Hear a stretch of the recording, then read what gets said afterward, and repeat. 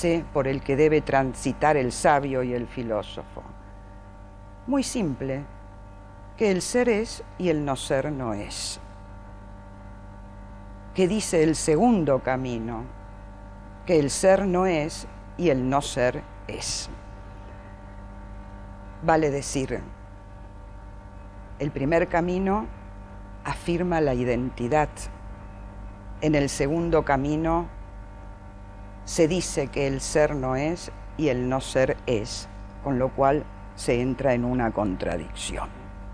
La diosa lo impulsa a Parménides a dejar este segundo camino y seguir la vía de la verdad, porque este segundo camino es impensable.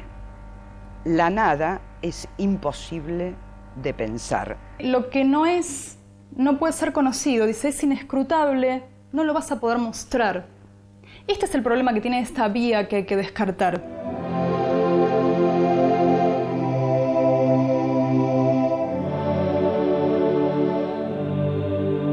El no ser, o sea, la nada, no puede decirse ni pensarse. Negar el ser es imposible. La nada es imposible. Solo hay ser. Lo que Parménides viene a decir es que lo que no existe no es real y viceversa.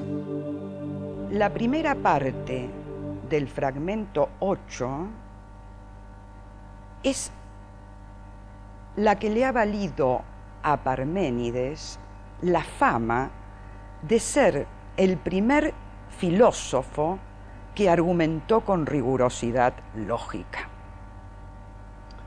¿Qué nos dice en esa primera parte?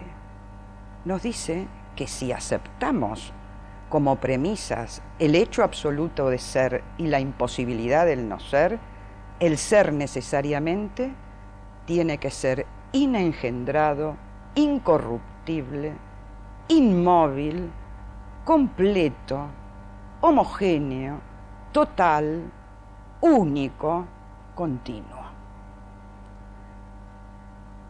Parménides con total rigurosidad deduce estos caracteres del ser.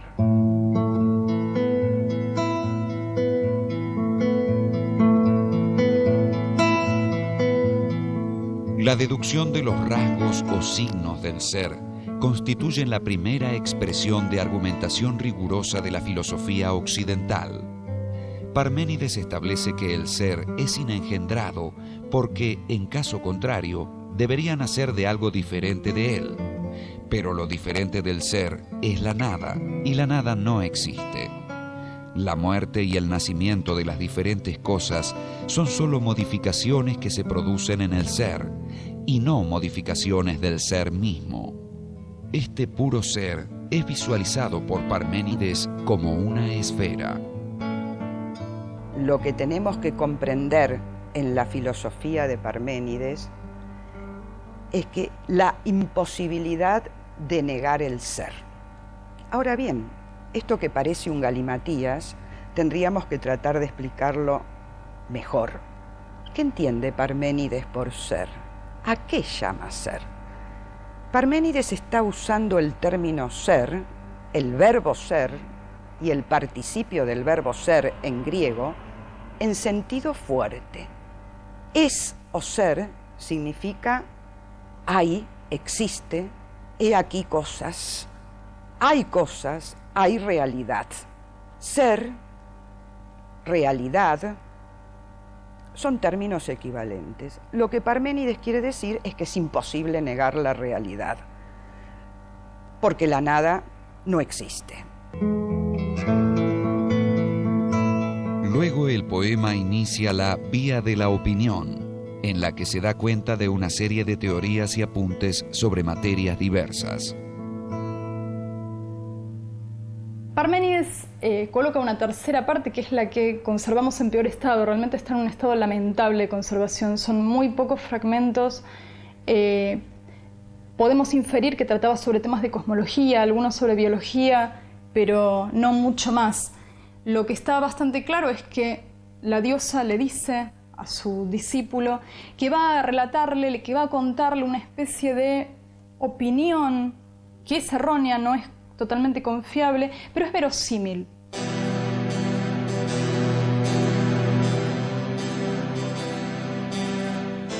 La última parte del poema no se atiene al pensar del ser. Puede observarse que, de esta forma, la relación entre el pensar y la realidad sensible queda envuelta en oscuridad.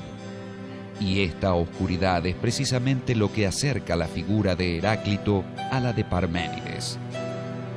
Es cierto que hay diferencias, sobre todo en los procedimientos y en qué relación plantea cada uno que existe entre el principio ordenador y esto cambiante y caótico que nos circunda.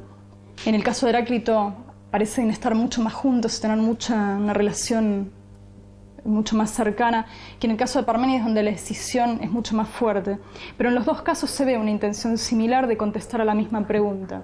Esto hace que en la tradición posterior los dos filósofos sean absolutamente imprescindibles. Es imposible pensar a Platón sin los desarrollos de estos dos filósofos, tanto de Heráclito como de Parménides. Más aún, es imposible pensar a los adversarios de Platón sin Heráclito y Parménides. La influencia de Heráclito y Parménides se ha hecho sentir a lo largo de toda la historia de la filosofía occidental. En el siglo XIX, por ejemplo, el filósofo alemán Georg Wilhelm Friedrich Hegel afirmó que no había ninguna proposición de Heráclito que no estuviera contenida en su propia filosofía. Respecto de Parménides, declaró que al llegar a él, el historiador de la filosofía se siente como el marino que, después de un largo viaje, finalmente avisora tierra firme. Esta visión positiva vale tanto para Heráclito como para Parménides, en el caso aún más reciente del filósofo del siglo XX, Martin Heidegger. Heidegger los coloca como una especie de paraíso perdido. Eran los filósofos, los verdaderos filósofos que se preocupaban por el tema de la verdad antes de que naciera la metafísica y con ella el olvido del ser. Quizás el papel más importante de un diálogo con Heráclito y Parménides sea volver a plantear los problemas del ser y la diferencia, de la unidad y la pluralidad, en fin, de la tensión, la oposición y la armonía.